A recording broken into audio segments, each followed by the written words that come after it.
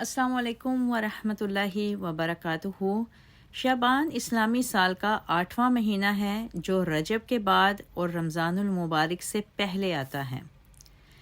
लफ्ज़ शाबान का मादा शाब से है जिसके मानी जुदा जुदा होने के हैं। अरब इस महीने में पानी की तलाश में मुतफरिक तौर पर फैल जाते थे, इसलिए इस महीने का नाम शाबान पड़ गया। शाबान वो मुबारक महीना है जिसमें नबी करीम सल्लल्लाहु अलैहि वसल्लम रमज़ान के अलावा तकरीबन पूरे महीने के रोज़े रखते थे, सिर्फ़ आखिर में 2-1 रोज़े तर्क किया करते थे। इस सिलसिले में मुतअद्दिद हदीसें आई हैं जिनमें सौम शाबान की फ़जीलत और नबी करीम सल्लल्लाहु अलैहि वसल्लम के बिलखसूस इस माह में बाकसरत रोज़े रखने का बयान है। हज़रत आयशा रज़ी अल्लाह तआला अन्हुमा फरमाती हैं कि रसूलुल्लाह सल्लल्लाहु अलैहि वसल्लम रोज़े रखते थे, यहाँ तक कि हम कहते कि आप रोज़े नहीं छोड़ते, फिर रोज़े छोड़ते थे आप। और मैंने रसूलुल्लाह सल्लल्लाहु अलैहि वसल्लम को कभी किसी महीने के मुकम्मल रोज़े रखते हुए नहीं देखा सवाए रमज़ानुल मुबारक के, और मैंने रसूलुल्लाह सल्लल्लाहु अलैहि वसल्लम को शाबान से ज़्यादा किसी महीने में रोज़े रखते हुए नहीं देखा। नीज़ हज़रत आयशा फरमाती हैं रसूलुल्लाह सल्लल्लाहु अलैहि वसल्लम को नफली रोज़ों के लिए सबसे महबूब महीना शाबान था, फिर आप इसे गोया रमज़ान ही से मिला दिया करते थे। हज़रत उम्मे सलमा का बयान है, मैंने नबी करीम सल्लल्लाहु अलैहि वसल्लम को 2 महीने मुसलसल रोज़े रखते हुए नहीं देखा सवाए शाबान और रमज़ान के। हज़रत आयशा मज़ीद फरमाती हैं कि मैंने नबी करीम सल्लल्लाहु अलैहि वसल्लम को शाबान से ज़्यादा किसी महीने में रोज़े रखते हुए नहीं देखा, बल्कि आप सारे शाबान के रोज़े रखते थे। हज़रत उसामा रज़ी अल्लाह ताला अन्हो कहते हैं, मैंने एक रोज़ रसूलुल्लाह सल्लल्लाहु अलैहि वसल्लम से सवाल किया, ए अल्लाह के रसूल, आप माह शाबान में जिस कदर नफली रोज़े रखते हैं किसी और महीने में इतने रोज़े नहीं रखते, ये क्या बात है? आप सल्लल्लाहु अलैहि वसल्लम ने फरमाया, यह महीना रजब और रमज़ान के दरमियान है, लोग इससे गफलत बरतते हैं।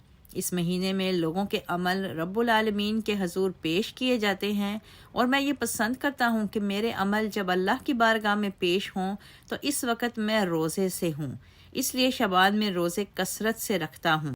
इस हदीस से शाबान में नबी करीम सल्लल्लाहु अलैहि वसल्लम के बकसरत रोज़े रखने की वजह ये मालूम हुई कि इस महीने में बिलखसूस आमाल अल्लाह की बारगाह में पेश किए जाते हैं। अहदीस से पता चलता है कि अमलों की एक पेशी तो रोज़ाना सुबह शाम यानी नमाज असर और नमाज फ़जर के वक़्त होती है। अल्लाह तबारक व तआला फ़रिश्तों से जो फ़जर और असर की नमाज में हाजिर रहते हैं, जब आसमान पर जाते हैं तो पूछता है, तुम मेरे बंदों को किस हालत में छोड़ कर आए हो?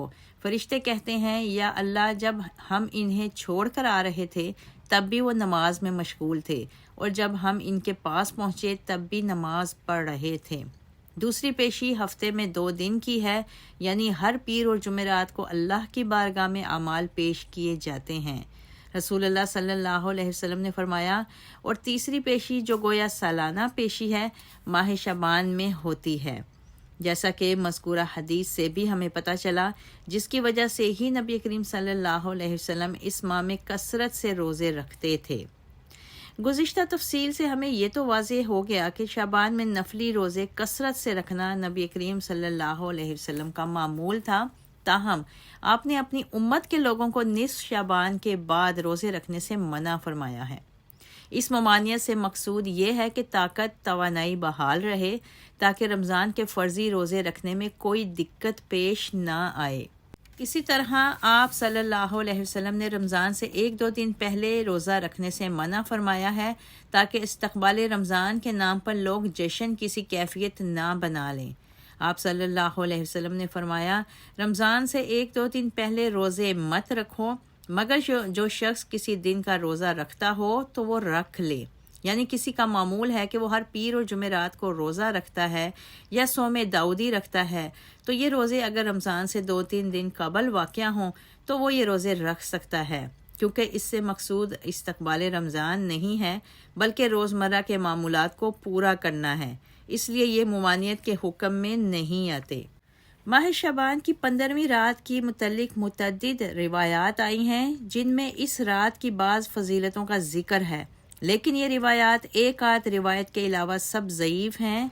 بعض علماء اس بات کے قائل ہیں کہ اس رات کی کچھ نہ کچھ اصل ہے، بنا بری اس رات کی کچھ نہ کچھ فضیلت ضرور ہے، اور دوسرے علماء کی رائے میں ضعیف روایات قابل عمل نہیں ہیں، چاہے وہ تعداد میں کتنی ہی ہوں۔ ان علماء کے نزدیک اس رات کی کوئی خاص اصل نہیں ہے۔ چنانچہ علامہ البانی رحمہ اللہ نے اس وجہ سے ایک روایت کو صحیح قرار دیا ہے، جبکہ باقی سب روایات ضعیف یا موضوع ہیں۔ وہ ارشاد گرامی درج ذیل ہے کہ اللہ تعالیٰ شعبان کی 15ویں رات کو اپنی مخلوق کی طرف نظر رحمت سے دیکھتا ہے، پھر مشرک اور کینہ پرور کے سوا باقی ساری مخلوق کی بخشش فرما دیتا ہے۔ بے شک اللہ تعالیٰ شعبان کی 15ویں رات کو اپنے بندوں پر رحمت کی نظر ڈالتا ہے، پھر مومنوں کو معاف کر دیتا ہے اور کافروں کو ڈھیل دے دیتا ہے، اور کینہ پرور لوگوں کو چھوڑ دیتا ہے، یہاں تک کہ وہ اپنے دلوں کو کینہ سے پاک کر لیں۔ یہی وہ احادیث ہیں جو شعبان کی 15ویں رات کی فضیلت میں بقول شیخ البانی مسند ہیں۔ اس کے علاوہ جتنی احادیث عام طور پر بیان کی جاتی ہیں اور جنہیں اخبارات اور محفلوں کی زینت بنایا جاتا ہے، وہ سب کی سب سنداً انتہائی کمزور بلکہ من گھڑت ہیں، اور پھر ان احادیث سے بھی صرف اس رات کی فضیلت ثابت ہوتی ہے، لیکن اس میں بھی اس رات کو عبادت کرنے کی کوئی ترغیب یا فضیلت نہیں ہے، اور کسی فضیلت سے اس رات کا خصوصی عبادت والی رات ہونا ثابت نہیں ہے۔ اس کے لیے الگ نص کی ضرورت ہوتی ہے جو موجود نہیں ہے۔ علاوہ ازیں شیخ البانی کے علاوہ دوسرے محققین کے نزدیک یہ روایت بھی ضعیف ہیں۔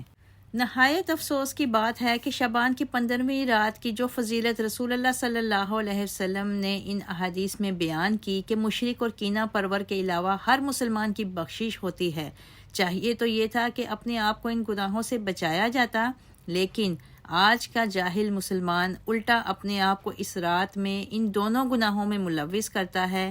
ایک طرف محافل کا انعقاد کر کے ان میں جھوٹی اور من گھڑت احادیث بیان کرنے کے علاوہ نعت خوانی اور مقررین رسول اللہ صلی اللہ علیہ وسلم سے استغاثہ کرتے ہیں اور آپ کو مدد کے لیے پکارتے ہیں، یعنی دوسرے لفظوں میں کھلم کھلا شرک کرتے ہیں اور اللہ سے مغفرت کی بھی امید رکھتے ہیں، اور دوسری طرف آتش بازی کے ذریعے سے اپنے ہی بھائیوں کو پریشان کر کے انسان دشمنی کا بھی ثبوت دیا جاتا ہے، جس سے اس حدیث کی روشنی میں بچنا نہایت ضروری ہے۔ کیسی ستم ظریفی ہے کہ بخشش الہی سے محروم ہو جانے والے کام بھی کیے جائیں اور جہنم سے آزادی کے پروانے کی بھی امید رکھی جائے۔ بہرحال اس رات آتش بازی کرنا اور حلوہ پوری وغیرہ پکا کر ایصال ثواب کرنا، یہ سب ایجاد بندہ چیزیں ہیں جن کا کوئی ثبوت شریعت مطہرہ میں نہیں ہے۔ ہر مسلمان کو ان چیزوں سے اجتناب کرنا چاہیے اور اپنے متعلقین کو بھی سمجھانا چاہیے تاکہ ان کے ذہنوں میں سنت اور بدعت کا فرق واضح ہو۔ وما علینا الا البلاغ۔